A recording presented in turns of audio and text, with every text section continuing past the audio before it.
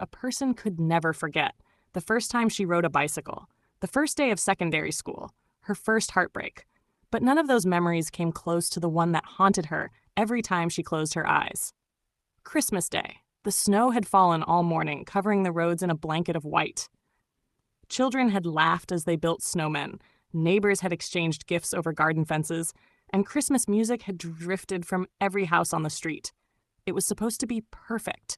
Instead, it became the worst day of Maria's life. Even now, she could still hear the sound, the screech of tires, the blast of a car horn, metal twisting against metal, glass shattering. Silence. A silence so complete it seemed to swallow the world whole. Maria had survived. Everyone else hadn't. She remembered sitting outside the wreckage wrapped in a thick blanket, unable to feel the cold. Police officers spoke to her, paramedics checked her over, but their voices sounded distant, as though she were underwater. All she could do was stare at the crushed family car. Somewhere inside it were her parents. June, Toklim, her eldest sister Susie, Stacy, Crystal, Jack, Tommy, Buddy. The people who had filled every Christmas with laughter. Gone. The doctors called her survival a miracle.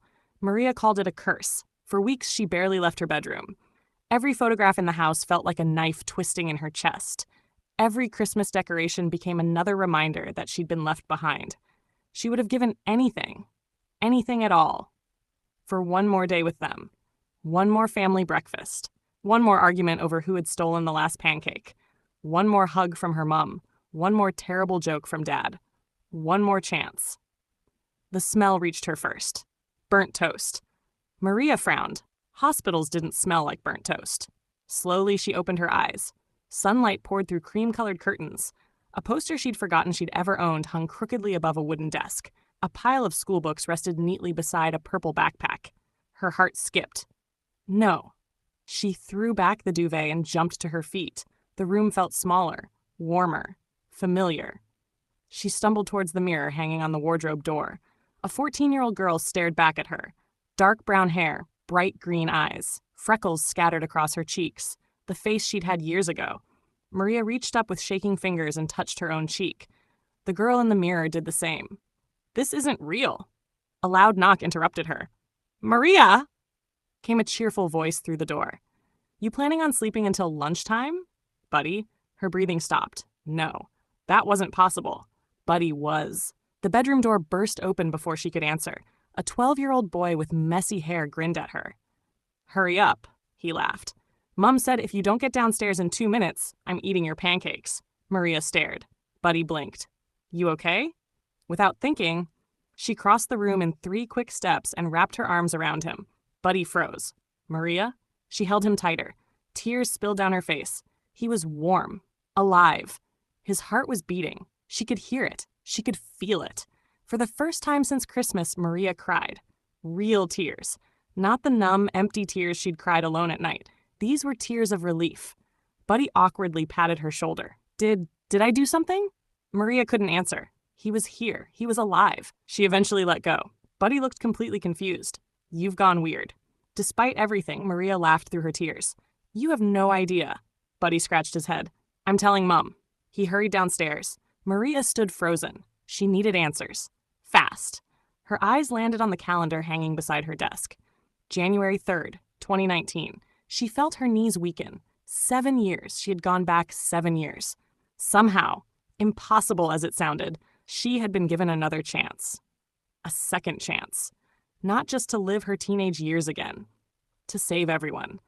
Downstairs, voices echoed through the house. Normal voices. Happy voices. Maria wiped her eyes and slowly walked towards the staircase.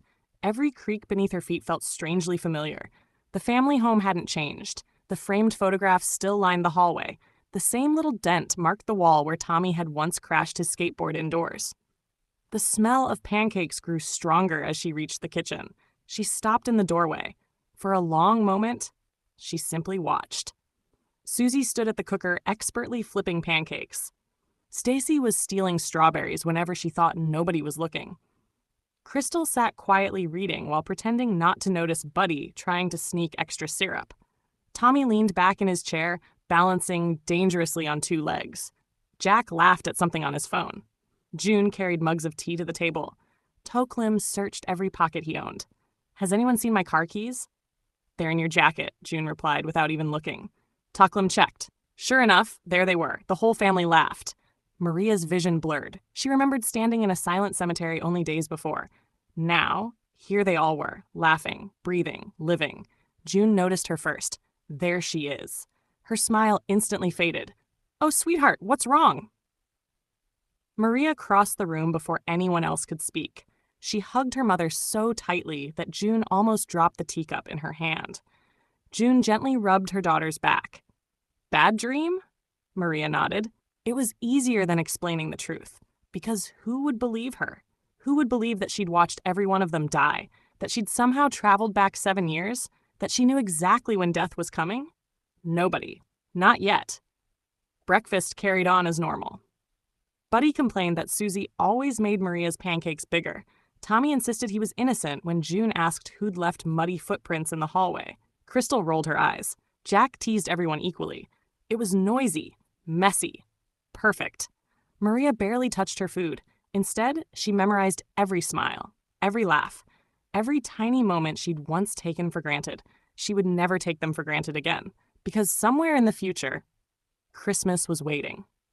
And unless she changed something, every single one of these happy faces would disappear forever. Maria looked around the table one last time. Then she made herself a silent promise. I don't know why I've been given another chance. I don't know how I came back. But I swear, I will save every one of you. Outside, snowflakes drifted gently from the gray winter sky. The year had only just begun, and the countdown to Christmas had already started. I hope this reads more like the kind of narration